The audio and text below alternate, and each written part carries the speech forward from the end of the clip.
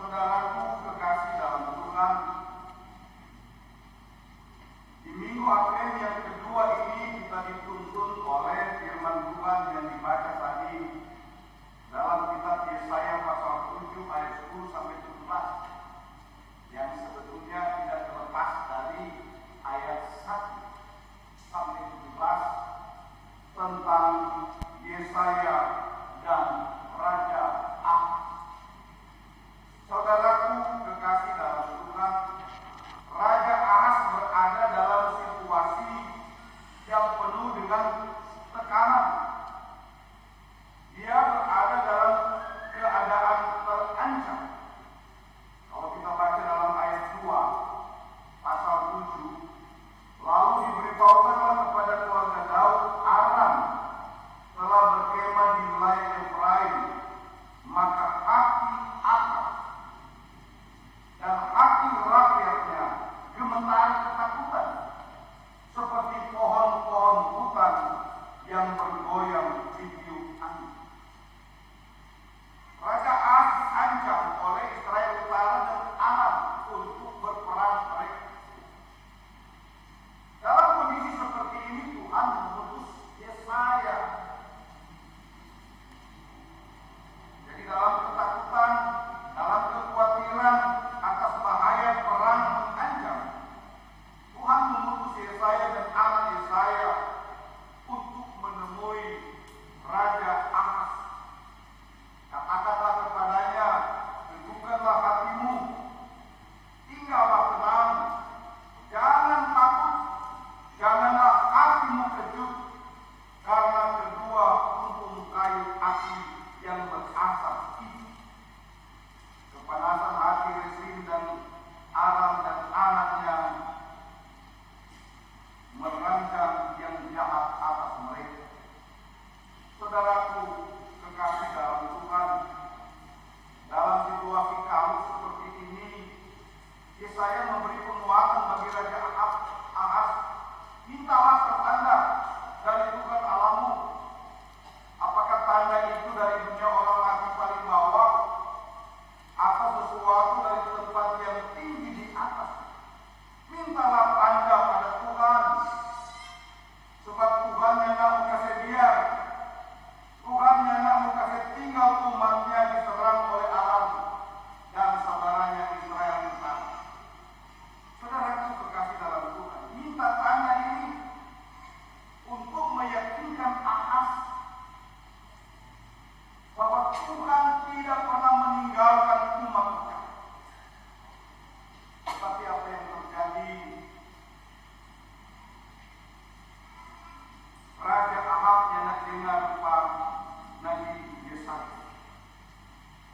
Dia bilang, kita tidak meminta tolong Pak Tuhan. Aku tidak mau meminta tolong Pak Tuhan. Aku tidak mau mencobai Tuhan. Dapat dengar tulus. Nyanda mau minta tolong. Nyanda mau mencobai Tuhan. Tetapi sesungguhnya Raja Ahaz ini telah memiliki keyakinan yang lain. Dia nyanda minta tolong Pak Tuhan. Dia minta tolong kepada Raja Asyur. Dia minta tolong kepada Raja Asyur. Dia tidak minta tolong kepada kuasa Tuhan yang heran dan ajaib, tetapi dia minta tolong kepada Raja Asyur yang dikenal dengan penyembahan berhala yang luar biasa. Meyakinkan Raja Asyur supaya tolong perkakas ibadah di bait Allah diserahkan kepada Asyur.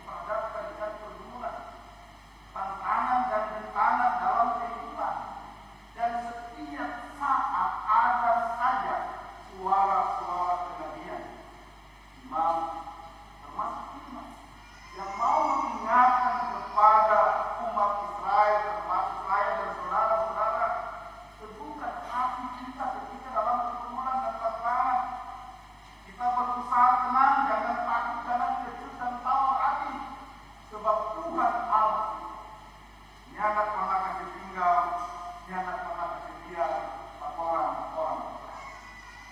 Perjalanan 40 tahun di padang gurun sebetulnya tidak perlu apa beban setor. Satu pagi kan banyak orang seperti Israel kan dari Mesir ke Kanaan yang panjang. Tetapi masa itu dipakai bukan untuk mengajar dan membentuk umat pilihan Allah supaya taat dan setia kepada Tuhan. Hanya Tuhan adalah Allah. Akulah Tuhan Allahmu yang membebaskan engkau dari Mesir. Akulah Tuhan Allahmu yang menuntun membimbing kau di padang gurun. Akulah Tuhan Allahmu yang membawa engkau ke tanah perjanjian Kanaan. Kalau kesetiaan tercipta secara awal, maka hanya 40 tahun orang dalam perjalanan di padang gurun. Kalau kesetiaan umat Israel, kalau kesadaran mereka pulih cepat terhadap Tuhan, maka nyanyi sampai alami pembuangan 70 tahun. Akhirnya Tuhan sendirilah yang memberi perkataan kelahiran Yesus Kristus. Orang anak laki-laki lahir dan dinamai Emmanuel. Artinya apa? Tuhan sendiri yang memberi tanda bahwa keselamatan itu hanya ada di dalam tangan Tuhan. Keselamatan hanya terjadi oleh karena karya Tuhan itu sendiri. Seorang pun tidak ada yang benar, semua bersalah, berdosa, hilang kemuliaan Allah. Tetapi kasih Allah yang heran dan ajaib menganugerahkan anaknya yang tunggal kepada saya dan saudara-saudara supaya orang selamat. Dan karya selamat itu hanya dapat dilakukan oleh Tuhan sendiri dengan cara mengutus anaknya yang tunggal. Tuhan menderita, dikasih mati di depan. Tapi Tuhan salah. Dia menderita dan mati saya itu dengan darah tercurah di kayu salib, itulah darah pengampunan, darah penebusan, darah pendamaian. Sehingga keselamatan itu bukan usaha manusia, keselamatan itu adalah karya Allah sendiri. Imam besar masuk dengan pengorbanan kambing domba, hak berjaga celak. Di zaman perjanjian lama ada penyembahan upacara korban, taruh darah, taruh daging untuk pengampunan dan penebusan. Ini juga dilakukan oleh orang tua dari Ayub. Ketika anak-anaknya melakukan pesta, dia bikin persembahan. Tetapi di zaman perjanjian baru tidak ada lagi penyembahan berhala. Tidak ada lagi persembahan korban. Sebab korban yang agung, kudus dan mulia hanya darah Kristus. Bukan lagi darah anak. Bukti Raja Ahas meminta pertolongan bakat itu menyembah Baal, menyembah berhala tidak dapat menyelamatkan umat. Di minggu Advent yang kedua, saya dan saudara-saudara diingatkan kembali pertolongan kita hanya ada dalam tangan Tuhan. Amin, saudara-saudara. Keselamatan kita hanya ada di dalam tangan Tuhan. Dan Tuhan mengerjakan itu sendiri lewat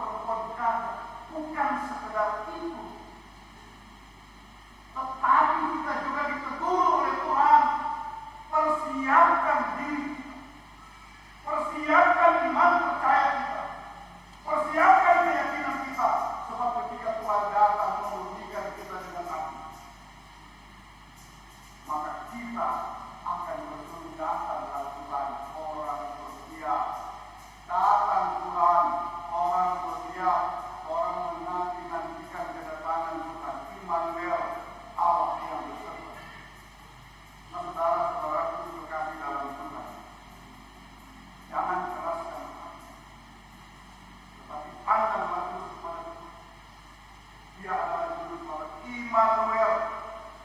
Tuhan beserta kita telah terjadi dalam diri Yesus. Sehingga Tuhan selaku juru selamat bukan sekedar perayaan. Tuhan selaku Allah dan juru selamat itu ada dalam segala situasi dan kondisi kita. Apapun pergumulan dan tantangan, lemah sekalipun kita, terbatas sekalipun kita, tapi ada kuasa Tuhan yang heran dan ajaib yang akan selalu menjaga, menolong dan menyelamatkan. Kalau kembali kepada kisah perjanjian lama, Aram dan Israel Utara tidak mengalahkan mereka.